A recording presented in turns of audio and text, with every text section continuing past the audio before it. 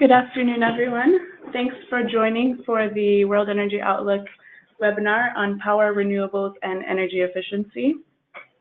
My name is Kira West. I'm joined with a couple of colleagues who were analysts working on this part of the report, Elie Delva and Brent Warner, who will be presenting today. There are many people who registered today, so there's clear evidence that this is a subject that's interesting to the energy community. We'll be presenting for about an hour, and we'll have some time for a few questions at the end. The slides and the recording will be available on the website after the event.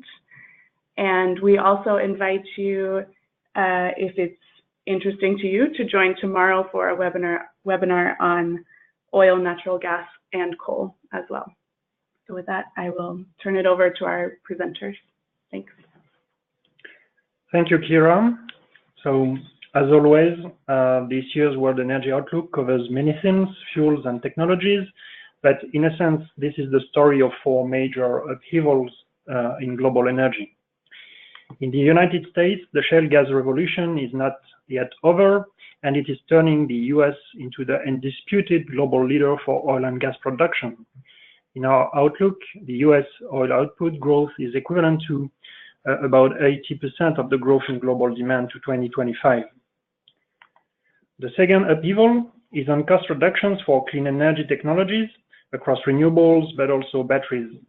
We'll develop that further about renewables and in particular solar PV cost reduction in this presentation. But just an example here, since 2010, battery costs have come down by 40%. Then we are used to the idea that China drives many global trends, but typically we are talking about coal and oil markets. However, China is entering a new era in its development, and this country will continue to shape global energy trends. China is the country focus of this year's World Energy Outlook, and for those who want to know more, there is a China Energy Outlook that will be launched by the end of this week. Last but not least, electrification. Electricity is becoming an ever larger part of our energy use and our energy-related spendings. So we are all surrounded by an increasing number of digital and connected devices in our daily lives. In our outlook, electricity demand increases at twice the speed of overall energy demand. So these changes bring reasons for optimism, brightening the perspective for more affordable and sustainable energy. But this comes with new risks, and we need to constantly reappraise and reinforce our approaches to energy security, and in particular for electricity.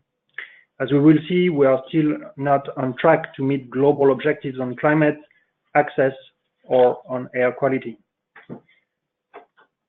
As ever, there is no single story about the future of global energy. That is why we usually develop several scenarios in the World Energy Outlook. The first part of this presentation focuses on our main scenario, the new policy scenario, which shows where today's policies and policy intentions are leading the energy sector, especially regarding power, renewables, and energy efficiency. The global population rises to more than 9 billion people by 2040, adding the equivalent of a new Shanghai to the urban population every 4 months. To meet the needs of this growing population, energy demand increases by 30% over the next 25 years in our main scenario. Put another way, the world is set to add the equivalent of today's China plus India to its energy demand by 2040. The familiar story is that developing countries in Asia represent about 2/3 of this growth. China remains the world's largest energy consuming country, but as China moves towards a less energy intensive economy, the largest contribution to the increasing global demand, almost 30%, comes from India. But changes are not confined to Asia. Countries are switching roles and outlooks across the world. In Africa, for example, new technologies and business models are opening up a pathway to address the chronic lack of access to modern energy faced by many. We typically think of the Middle East as the center of global oil production, but we should also be looking at this region as a growing center of global energy consumption. And the most dramatic change in roles, however, of our 17 outlook is the turnaround of the United States from a major consumer and importer to a major exporter. Our economies are already becoming more efficient. Every year we make more productive use of energy. In 2016, the amount of primary energy needed to produce 1 unit of GDP fell by around 2%. This is a slower decline compared to the year before, but remains a faster pace than in the decades prior to 2010. Just to give a sense of how this global evolution is triggered by energy efficiency policies. In 2000, the coverage of final energy demand by mandatory energy regulations was around 10%. It increased to around 20% in 2010, and it has now reached more than 30%. As you can see, European Union and Japan are among the regions making the most efficient use of energy in the world.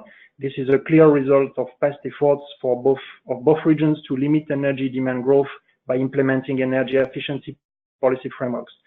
The EU also benefits from an advantageous economic structure with a relatively low contribution of the industry in its economy, especially the heaviest industries. Among developed economies, the United States or South Korea are more energy intensive, and the situation is also contrasted among developing economies. China is still by far far more energy intensive than India, despite tremendous progress achieved over the last decades. In our outlook, all regions see an improvement in energy intensity, while this is not enough to meet the United Nations SDG target of doubling the global rate of improvement in energy efficiency by 2030.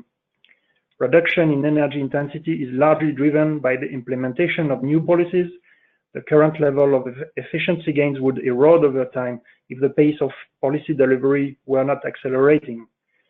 Despite some continuity in our central scenario, such as the EU remaining the region with lowest energy intensity and the United States remaining more energy intensive, the ranking of some key regions is changing. China improves rapidly, witnessing the fastest reduction in energy intensity of any country or region projected for this period, falling by 3.4% per year on average through 2014.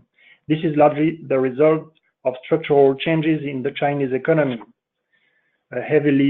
from a heavily industrialized, export-oriented economy to an economy more driven by the services sector and domestic consumption. However, per capita energy consumption in China will continue to grow by 1/4 through to 2040, overtaking that of the European Union by around 2035. India is making its own path, limiting its energy demand growth while its economy continues to grow at very high pace, about 6.5% a year by 2040, and even while giving access to modern energy to most of its population. This is quite an exception, with no such precedent from an already developed country today. India is maybe inventing a new model of development, including innovative business models and leapfrogging in many technologies and social areas, a way that Africa would certainly be following shortly. Energy needs are growing and the geography of energy consumption is shifting, but the way in which the world meets these growing energy needs is also changing. Firstly, the growing role of energy efficiency.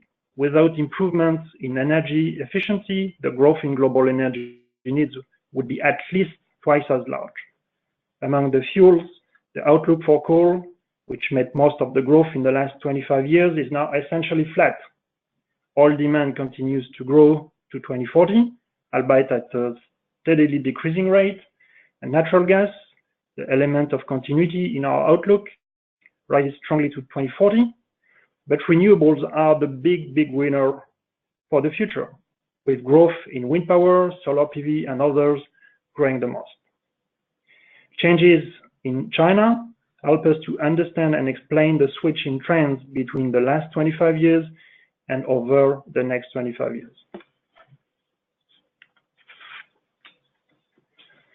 Renewables contribute substantially to meet our growing energy needs to 2040, especially in the power sector. Brent will come back later on the speed at which renewables are deployed in the power sector. But what we can see in this view is that direct renewable energy use for heat and transport clearly lags behind. One element of explanation is that these segments are often overlooked by policymakers. Less than 100 countries have policies to support them, a clear gap compared to the power sector where more than 150 countries already have policies in place. Other technical barriers, such as the lack of awareness, for instance, explain the limited growth of renewables in heat supply. As a consequence, the growth of non-renewable energy use is limited for electricity, but remains quite significant for both heat and transport in the new policy scenario. This calls for further push of decarbonization strategies in these two segments. However, energy demand growth could have been much higher in our new policy scenario, where there are no energy savings trigger policies currently in place or under consideration. Heat energy efficiency is particularly important in industry, in particular in China, and in buildings in advanced economies. Energy efficiency was and remains the first fuel in our new policy scenario. Now let me stress the importance of harnessing synergies between renewables and energy efficiency to accelerate the clean energy transition, in particular in heat and transport. In Rio 2017, for the first time, we have analyzed those synergies in the building sector, underlying the importance for building codes to cover renewables, and in the industry sector, how best to meet heat demand at various temperature levels with a mix of energy efficiency and renewable solutions. We show how both can contribute together with greater electrification of end uses to decarbonizing the energy sector even further. But we will come back to that later. Now, talking about electrification, the momentum is clearly on the side of electric vehicles, or EVs. As of today, we have roughly 2 million electric cars on the road. This is tiny compared with the size of the fleet of conventional cars, which is roughly 1 billion. Over the past 12 months, France and the UK announced to ban conventional cars by 2040 and the Netherlands by 2030. Several cities, from Dubai to London or Los Angeles, have also ambitious plans. But from the perspective of market size, what's the most relevant are the ambitions of China and India. China aims for around 20% of electric cars in sales by 2025, and India is considering going all electric by 2030. Similarly, the fact that many major car manufacturers are rolling out long-term EV strategies is highly significant. This means that we expect a strong growth of EVs with almost 50 million cars on the road in 2025 in our central scenario. And by 2040, the number reaches nearly 300 million electric cars, a sizable share compared with a fleet of roughly 2 billion cars by then. The largest fleets are in China and in the EU, but the numbers in other markets are sizable too. What does this mean for emissions? Especially for local pollutants, this is quite a good news, relieving the pressure of some congested and polluted city centers. But the effect on global CO2 emissions is relatively small. We estimate a reduction of less than 1% of 2040 emissions. For all markets, the relevant question is what this means for the future of oil demand.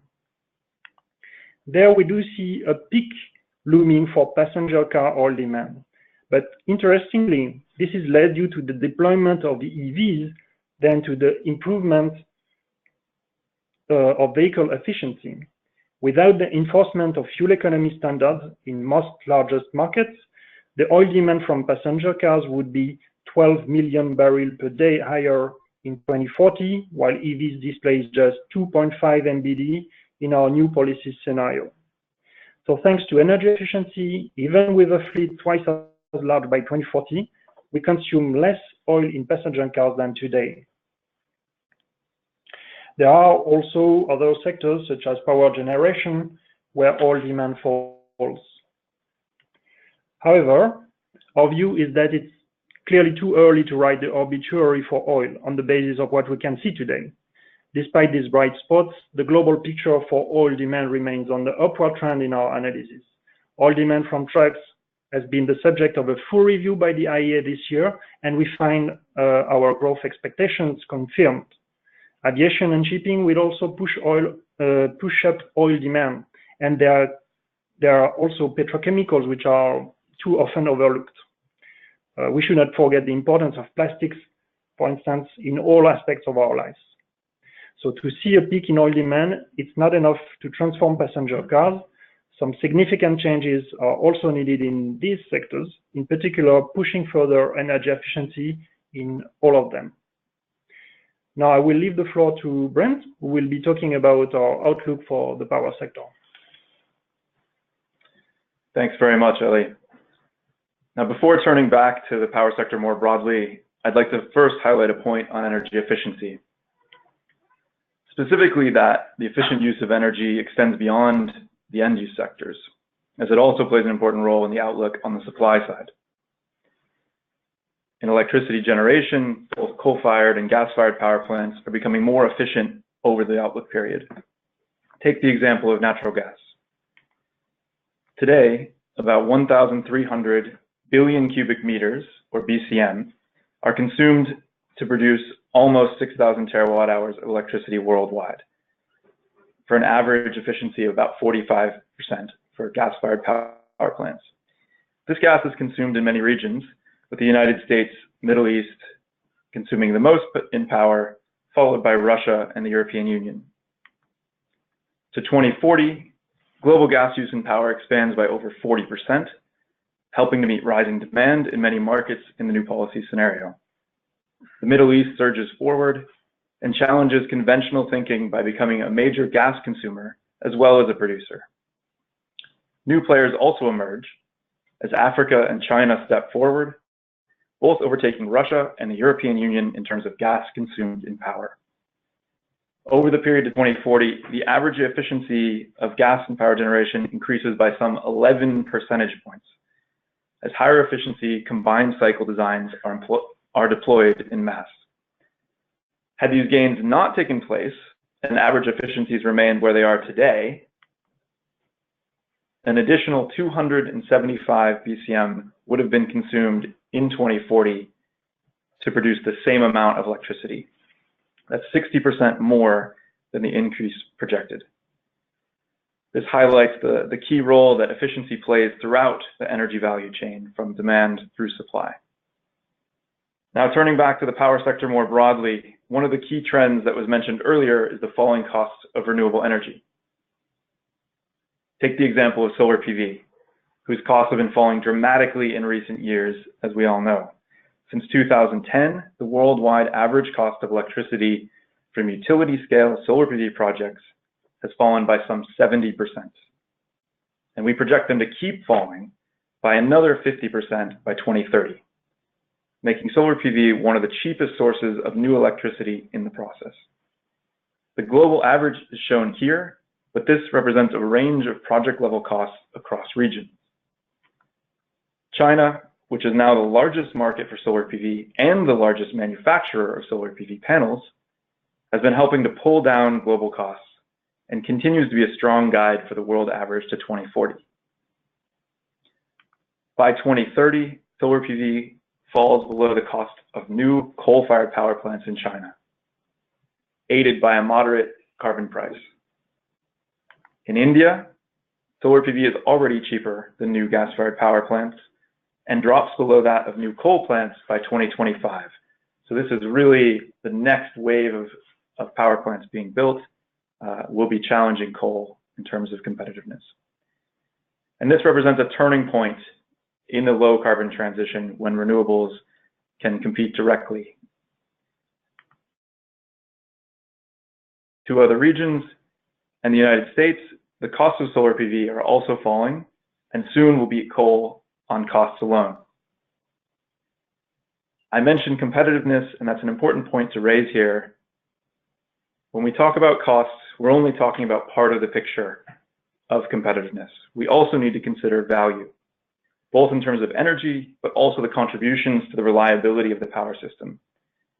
When you consider this alongside the role of fuel diversity in energy security, It helps explain why a range of power generation technologies have been built in the past and why we see multiple technologies being built in the future, rather than simply just the cheapest one.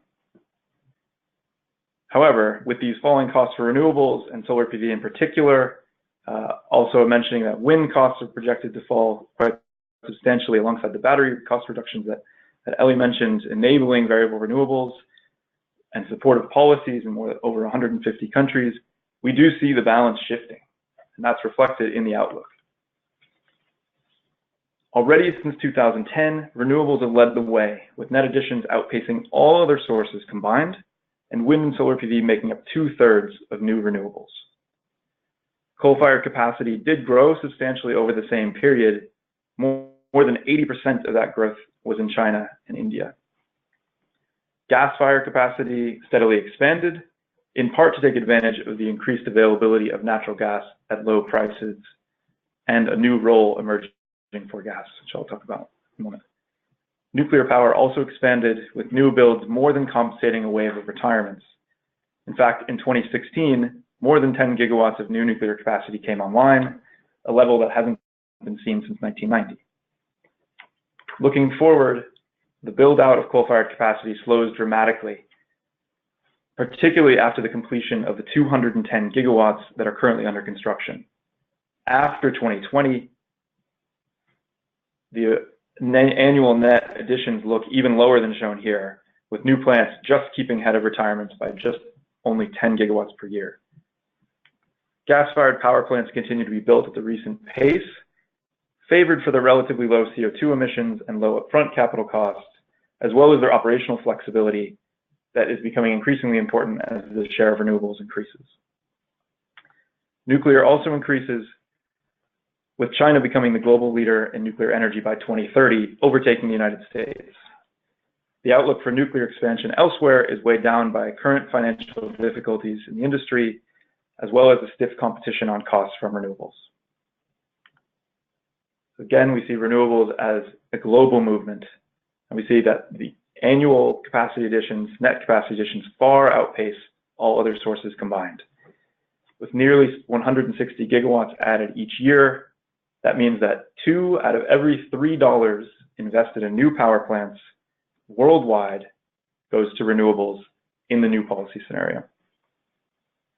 China and India lead the way, accounting for more than half of the global deployment of solar PV and wind to 2040. The United States is third in terms of solar PV additions. In the European Union, renewables make up 80% of new installed capacity, and wind overtakes gas soon after 2030 to become the largest source of electricity in the region, in large part due to the growth of offshore wind projects. Now, looking at capacity growth provides us one view on the changing power sector and the transitions, but we should also consider the overall generation mix. Over the past 2 decades, the worldwide share of fossil fuels in total generation has remained stubbornly high, close to 2/3, even in the last few years. To 2040, we project global electricity generation to increase by about 60%. That's twice the rate of overall energy demand growth. So what will all of those capacity additions for renewables mean for the overall electricity supply? Renewables-based generation is set to double by 2030, and over the period to 2040, renewables make up 2/3 of the overall increase in generation, as the share of renewables in the power mix goes from just under 1/4 today to about 40% by 2040. Hydropower, not often talked about, remains the largest source of low carbon generation, while wind and solar PV are the real growth stories. By 2040, the share of wind and solar PV in generation rises from 5% today to 20% worldwide, and noticeably higher in some markets led by Europe. The successful integration of variable renewables will depend on upgrading electricity market designs in order to encourage system flexibility. This can be provided from a variety of sources, including conventional power plants, demand response, and energy storage, and is increasingly a topic we are engaged in the analysis of here at the International Energy Agency. Nuclear power looks to continue providing about 10% of overall generation, though 40% of the new nuclear capacity is built in China alone. From this picture of low carbon sources, this means that the share of fossil fuels in generation falls from 2/3 today to half by 2040, with the implementation of current policies and policy intention.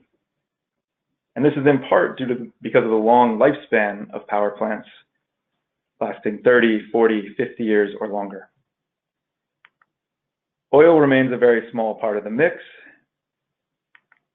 Gas-fired generation is set to increase substantially, accounting for 20% of the overall growth in electricity generation, as it's a key provider of flexibility needed to maintain the reliability of electricity supply as renewables grow.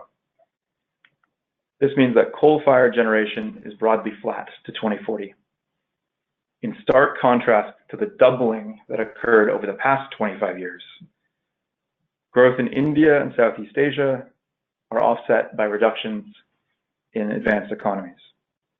Within coal, lower efficiency subcritical designs make up a falling share of the overall generation, falling from about 40% of total coal generation today to below 20% by 2040. So that provides a view at the world level, but changes are at the regional level, and our analysis is at the regional level. So let's take a brief look there to better understand our outlook. The scale of electricity demand varies widely by region, with the highest annual levels today in China, the United States, and the European Union.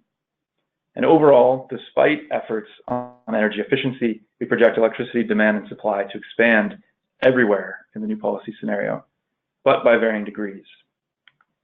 In advanced economies, increases are limited, growing by less than 1% per year in the United States and less than 0.5% per year in the European Union. Meanwhile, electricity generation doubles in the Middle East and more than doubles in Africa and Southeast Asia by 2040. In India, electricity generation is set to triple by 2040, adding the equivalent of the European Union today. But the region that we see the largest growth is in China, which was also the focus, was the center of our regional focus this year in the World Energy Outlook. And there we see electricity generation increasing by some 4,000 terawatt hours, about the size of today's United States market. So that means increasingly that the global direction for the power sector depends on decisions made in China, India, and other developing countries. So let's take a quick look at the direction of travel in some of these key regions. Two indicators can provide a sense of the clean energy transitions happening in the power sector. The low carbon share of electricity generation, shown on the horizontal axis, and the CO2 intensity of electricity, shown on the vertical axis. At the world level, we've seen that the low carbon share is increasing to about 50% by 2040, which is helping to reduce the average CO2 intensity to the level of a new gas-fired combined cycle power plant, and about half that of a high-efficiency coal-fired power plant. And this is the result of contributions from around the world. China moves forward under planned power sector reforms, the 13th five-year plan to 2020, and longer-term ambitions under the energy revolution strategy, moving from a coal-dominated system today to one where renewables are the leading source of electricity by 2040.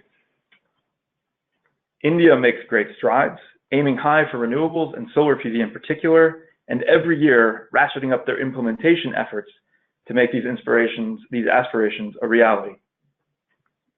The United States also advances on both indicators, but at a slower pace than others, as federal energy policy looks to emphasize energy security rather than emission reductions. In Indonesia, part of our recent Southeast Asia energy outlook, we see that coal remains dominant, though renewables make significant gains. In Japan, the restart of the nuclear fleet and the rapid expansion of renewables, solar PV again in particular, drive up the low carbon share and down the CO2 intensity. Mexico looks to build on reform efforts, reducing the use of oil while expanding renewables and gas in power.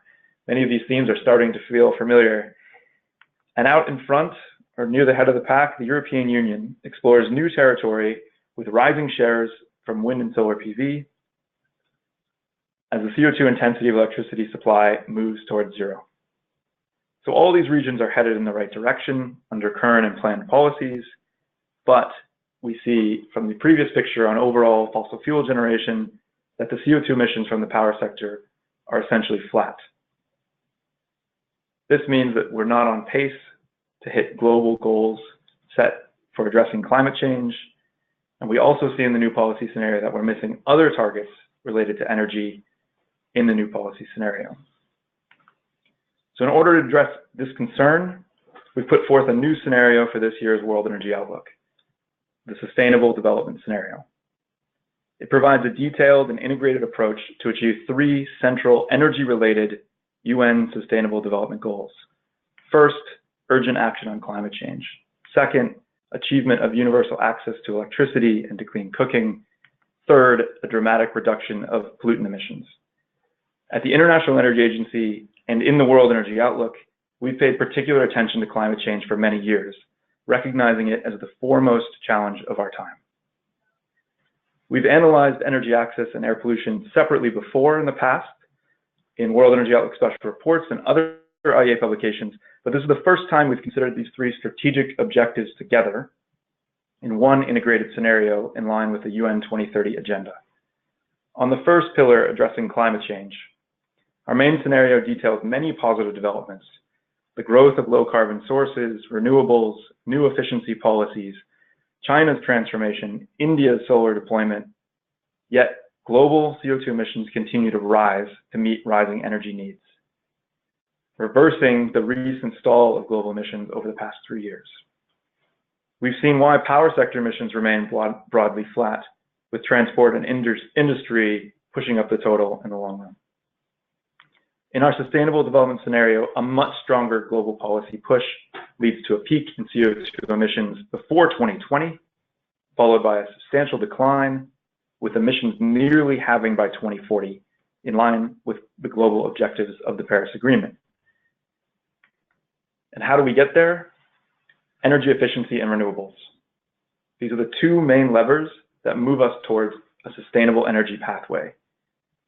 They account for 80% of the cumulative CO2 emission reductions beyond the new policy scenario. And it's very important that, and we've highlighted this in the report this year, to capture the synergies between energy efficiency and renewables, as was mentioned by my colleague Ellie. And this will be an important point for our policymakers to tackle in the future as we transition.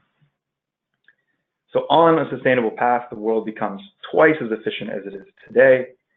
Renewables play a much larger role. For example, solar PV capacity is 60% higher by 2040 than in the new policy scenario, well over 3,000 gigawatts. And that's alongside growth for other renewable energy technologies, nuclear power, and the application of carbon capture and storage in power and industry.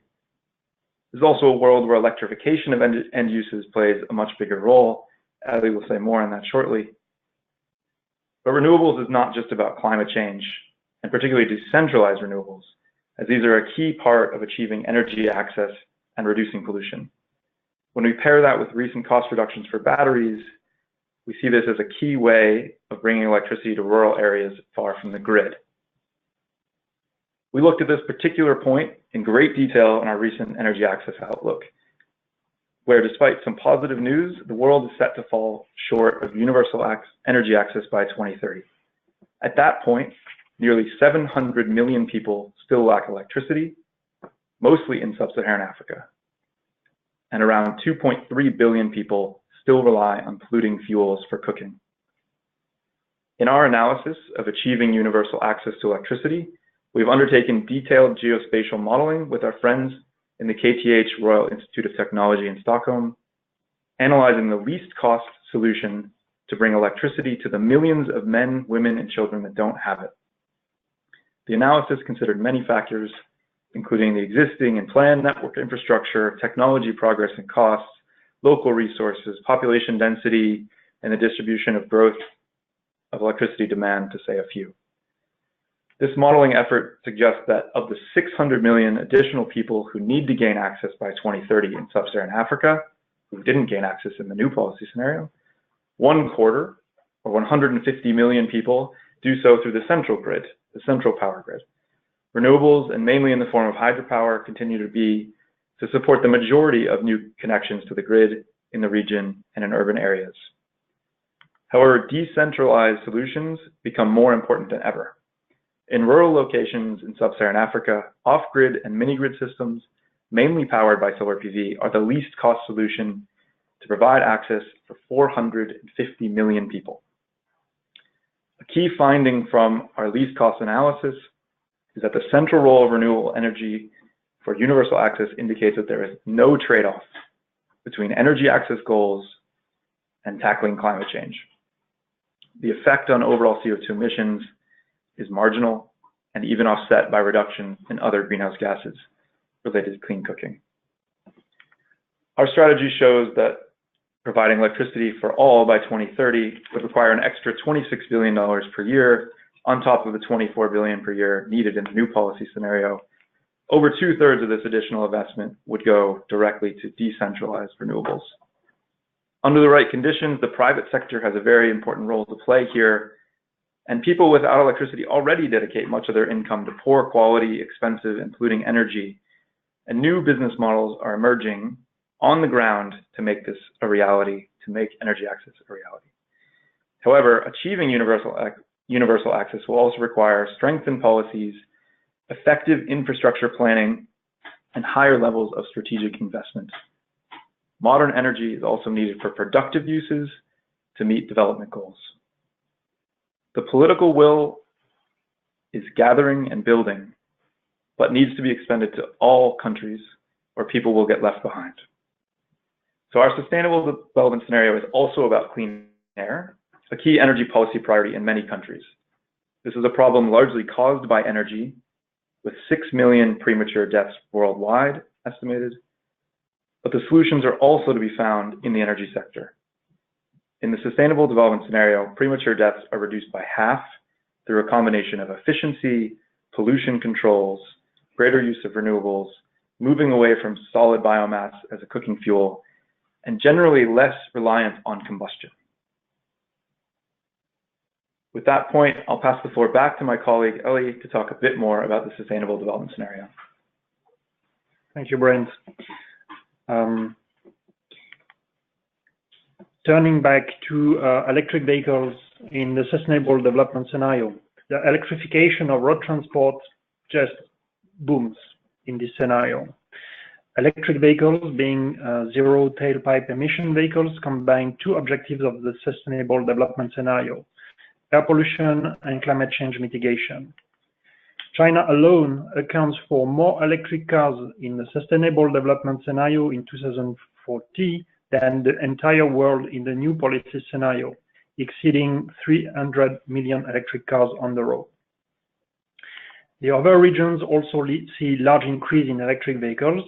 The United States is back on track compared to the European Union, and in India and other Southeast Asian countries, the electrification of transport is pushed even further, more focused on three-wheelers, small cars, and public fleets.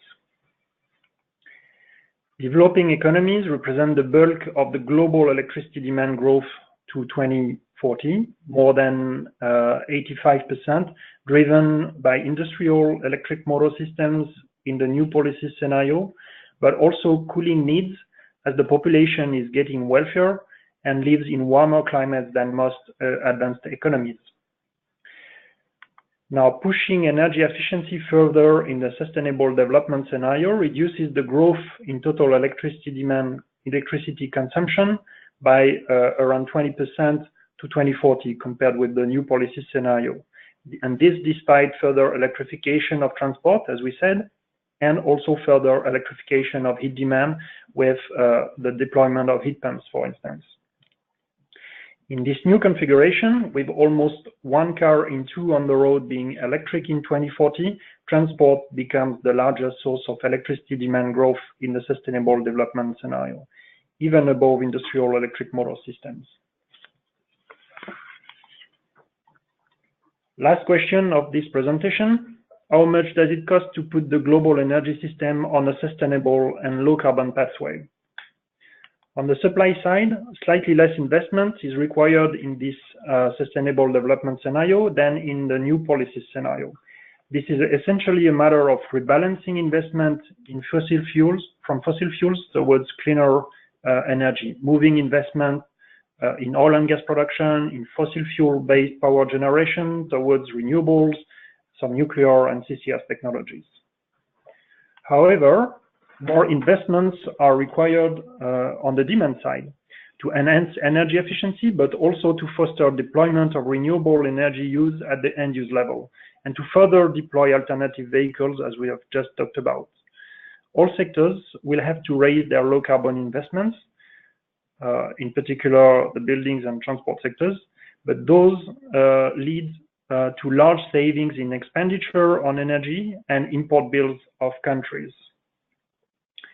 Overall, investment in a sustainable development scenario is just 15% more than in the new policy scenario, or $69 trillion through to 2040 compared to $60 trillion in the new policy scenario. Just talking about costs for full access and reduced air pollution, it's an additional $1.6 trillion in the sustainable development scenario compared with the new policy scenario. And this is another demonstration that there is no real trade-off between the three global goals adopted in the sustainable development scenario. Now we have reached the end of this presentation. Just a short conclusion.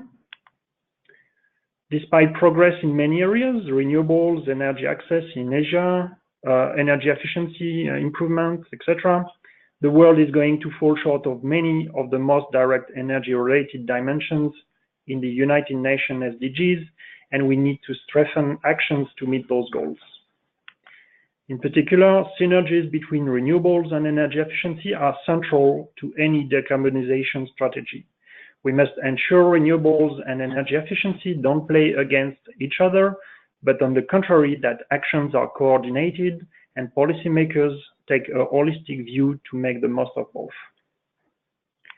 Regarding our sustainable development scenario, much more needs to be done to put the world on a path compatible with climate goals. But the world does not have to choose between climate goals and other key policy ambitions for access and clean air. The sustainable development strategy is not much more expensive, but requires a massive reallocation of investment within energy supply sectors and towards end-use sectors. Finally, electricity is the energy source of tomorrow, creating all sorts of new opportunities, but also some new challenges: market design, electricity security. And this is a topic very high on the agenda at the International Energy Agency and for the World Energy Outlook in 2018. So thank you all for your attention. We'll now be very happy to take some of the questions you may have. Thanks everyone for submitting your questions. For those of you that submitted questions about the data that's shown in the slides, I will just note that there's additional data shown in the report as well as in the annexes of the report. So you may be able to find what you're looking for there. First, I will ask a question that's come up about solar PV. Solar PV set new records again in 2017. How would you respond to criticisms that the IEA is conservative on renewables and on solar PV in particular? Thanks, Kira. Yeah, this is a question that takes the opportunity to clarify a few points.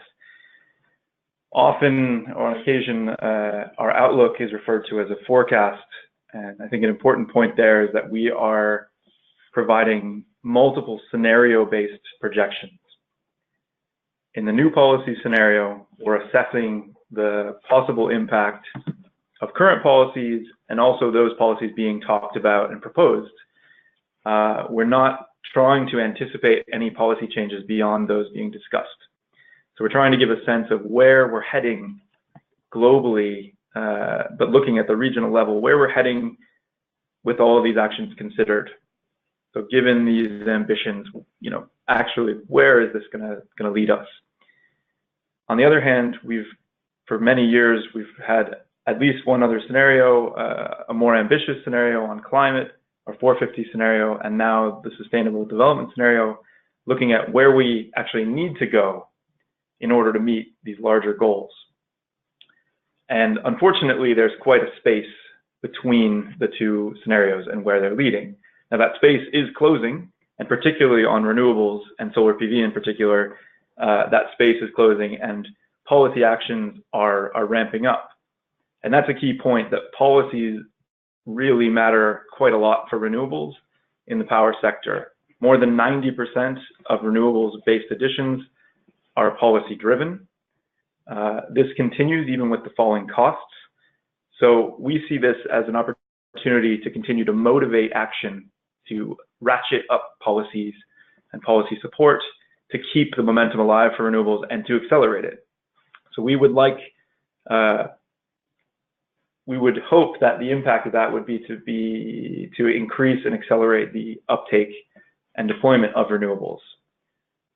This is, if you look back in the past at some of the examples, there's a very clear one for China on solar PV.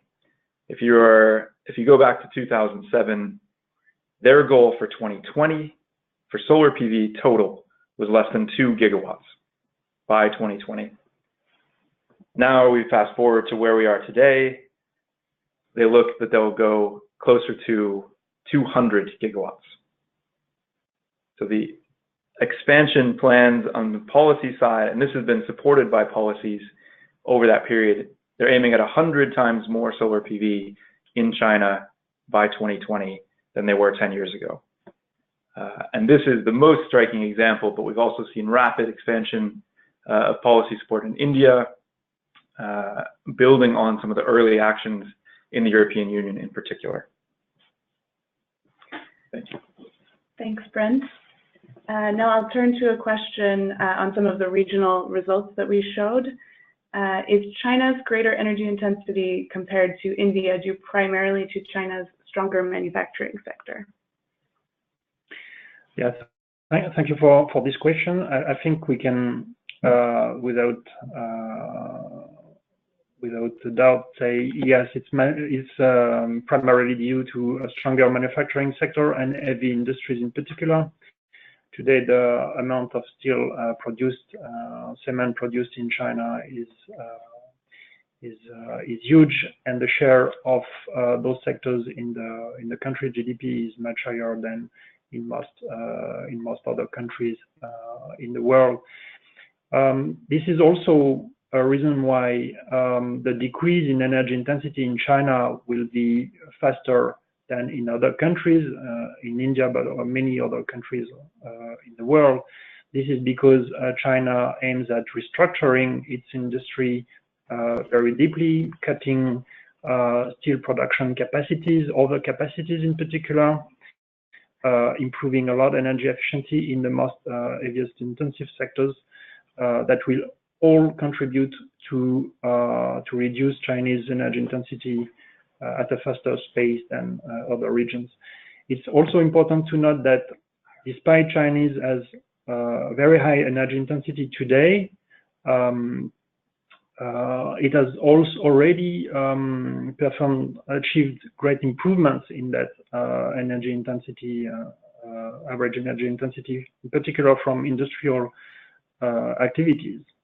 So this is really a continuous trend, which is also accelerating somehow in time, and that will lead to a much energy savings in this country. Thanks, Eli. Now I think we'll turn to, there's been a couple questions on the energy access work, and some participants would like you to comment on whether it's realistic to finance the kinds of energy access results that we see in the sustainable development scenario. Thanks. This is a very important point, and one that we were sure to raise about the financing needs. So this will not happen on its own. The numbers I mentioned, an additional $26 billion per year on top of $24 billion already needed in the new policy scenario for a total around $50 billion per year related to expanding the electricity supply is quite a challenge. I mentioned that it will require participation from the private sector as well as continued action from individual governments. Now, there's been great action and successes in recent years that we can point to and build on. Invite you to look in depth in our Energy Access Outlook report, which is available for free download on our website.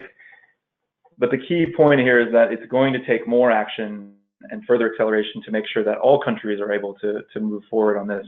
And so that would also be contingent or be helped by involvement from the international finance community. There's already quite a bit of money being spent in the power sector in Africa, but that needs to be scaled up. And as I mentioned, there's a willingness to pay that's often overlooked for citizens and for the population in sub-Saharan Africa, where they're already paying quite a lot, and in fact, often more in proportional terms for energy than we are in advanced economies. They're spending more time, more money, proportional for dirty, polluting, sometimes dangerous fuels, where moving forward and providing access to electricity and to clean cooking would ultimately be achievable with an additional amount of investment that for much of the rest of the world is not a huge amount. For Africa, it will be quite challenging and will involve more actors and require involvement from more actors. And so this is part of our call in trying to raise energy access up the global energy agenda to make sure that this is forthcoming, and also seeing that it is not in opposition at all to climate change targets and climate change mitigation goals.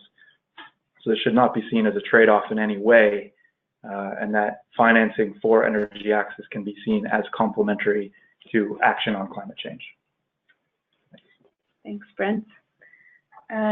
Now let's take a question on electric vehicles. Given your revision of EV deployment, do you still consider biofuels to be a viable solution for a low carbon transition?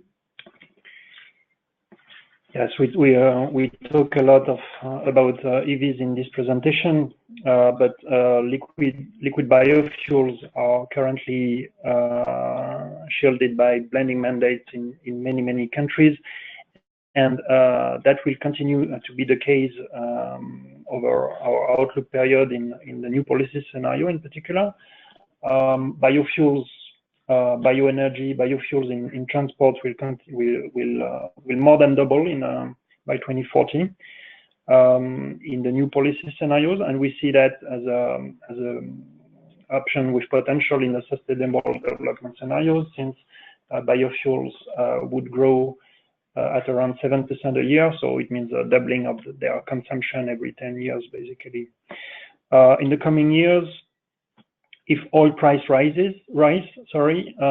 most Brazilian ethanol would reach cost competitiveness,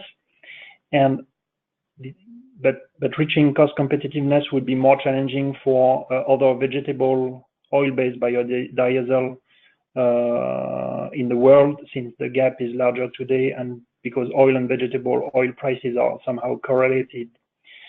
Then the future of biofuels will be strongly dependent on cost reduction of advanced biofuels technologies, since food-based biofuel benefits and societal benefits in particular are being questioned in many countries, and especially in European Union. So maybe in the future, aviation and shipping sectors might be a shelter for those biofuels, given the lack of other low carbon alternatives in those sectors. Thank you. I think we have time for maybe one last question, and let's take one on what is the role that IEA sees for natural gas in terms of bridging the intermittency of renewable energy sources. Thanks. This is also a key question in the analysis and in the longer term outlook. This year in the World Energy Outlook, we had a focus on natural gas. Every year we have a region and a fuel. This year was China. and natural gas. One of the aspects that we were looking at there was the position of natural gas in the long term across multiple scenarios. So how does it look for the new policy scenario, but also how does it look for the sustainable development scenario? And it's one of the few points of continuity, and in fact, in the sustainable development scenario, it's the only fossil fuel that grows. You see substantial declines in coal and oil, but natural gas use would actually increase. So we would see that it plays an important role to be coupled with variable renewables, so with wind and solar PV that are reliant on variable renewable energy sources, wind and solar radiation, coupling in order to secure the reliability of supply by providing that flexibility. Now, one important caveat and a point that we looked into in detail this year for the first time was about the environmental credentials of natural gas, and particularly methane leakage. Our colleagues working on this looked at the upstream oil and gas production and methane leakages in those operations and how that actually affects the view of natural gas and its environmental credentials. So we see that there's of the methane that's being leaked currently, more than half of it could be reduced through state-of-the-art applications and best-in-class practices at no additional cost. And this will be really important in positioning natural gas in support of broader environmental goals. And so that's quite a critical point that we raised this year for the first time to an extent where we show what could be reduced. And actually, even since publication, there's been a group of some of the largest oil and gas producers coming together and looking at taking voluntary actions to reduce methane leakage in order to shore up those environmental credentials. I should also say that in terms of flexibility, natural gas is not the only possible provider. Energy storage, and particularly batteries, those costs are falling dramatically, and increasingly we're seeing will be a competitor to provide the flexibility for gas. You also have potentially the participation of demand-side response. This is something that we've looked at in detail for several years within the World Energy Outlook and across the International Energy Agency.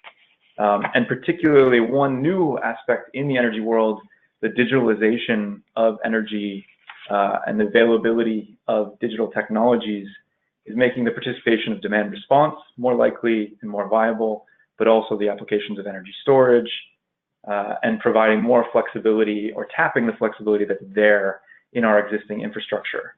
When you combine these are kind of a set of competitors to provide flexibility to help keep and maintain the reliability of the electricity supply with a rising share of variable renewables in the future. Thanks. Thanks. I think just one last question. We've gotten a couple of questions about the role of different segments in oil demand growth. So what does the IEA see in the different scenarios, particularly the sustainable development scenario, as the role for freight, aviation, and petrochemicals in particular in terms of oil demand growth? Yeah, thank you, Kira. This slide, in effect, triggers always a lot of attention. So, in effect, oil demand grows a lot in what we call the petrochemical sector. So, this is basically oil demand for the chemical industry, and in particular, non-energy use of oil use as a feedstock in many chemical products. So the first of which is plastic production, for plastic production. So this is expected to continue to grow a lot, and oil demand for petrochemicals is estimated to increase from about 11 million barrels a day today to 16 million barrels a day in 2040. And since this is not a combusted oil demand, this oil demand growth is expected to remain pretty similar in the sustainable development scenario, which is quite an exception, I would say. Of course, there are also efforts to use alternative feedstocks such as coal or biomass, but bio-based chemicals are really gaining attention. But there is still a considerable cost gap to be competitive and compete for biomass with other sectors. And there is a competition, for biomass in other sectors where bioenergy can enjoy strong policy support too. So maybe one of the key substitution options is really to improve the efficiency of material use themselves. And this is an important complementary strategy in a sustainable development scenario. Then for the other segment, freight oil demand in particular, indeed, this is growing a lot, and that reflects the growth in all our economies and the fact that we consume always more goods and we have to transport them more and more over long distance. And that increases a lot the activity of freight activities, I would say. That doesn't mean that we don't consider any efficiency standard, fuel economy standards for trucks in particular. Today, the biggest markets, countries and regions have implemented regulations in that sense, and they will certainly continue to implement new regulations. And those are triggering more than 3 MBD of oil demand saving in our new policy scenario. So it's far from being nothing, but the activity effects leads to a growth in oil demand, though. Thanks, Eddie, and thanks to both of our presenters. Thanks to all of you for participating today. We're out of time, so we'll have to end it there. But as I said, the slides and the recording will be available on our website. Thank you. Thank you.